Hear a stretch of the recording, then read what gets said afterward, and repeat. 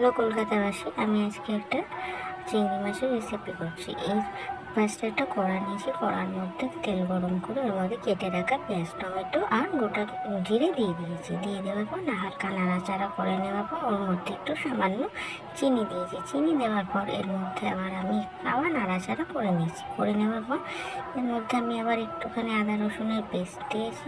Paste দিয়ে দেওয়ার পর ওটাকে নাড়াচাড়া করে নেওয়ার পর কাঁচা লঙ্কা অ্যাড করেছি। কাঁচা লঙ্কা দেওয়ার পর আমি এর মধ্যে যা যা মশলা দিতে হয় সব মশলা দিয়েছি। দিয়ে নাড়াচাড়া করে হালকা সামান্য একটু জল দিয়ে ওটাকে আবার ভালো করে কষিয়ে নিলাম। কষিয়ে নেওয়ার পর এর মধ্যে আমি একটু গোটা গোলমরিচের গুঁড়ো আর নুন দিয়ে দিলাম। দিয়ে দেওয়ার পর হালকা আবার নাড়াচাড়া করে এর মধ্যে গরম মশলা গুঁড়ো দিয়ে আবার নাড়াচাড়া করে নিয়ে ভালো করে কষাতে লাগলাম।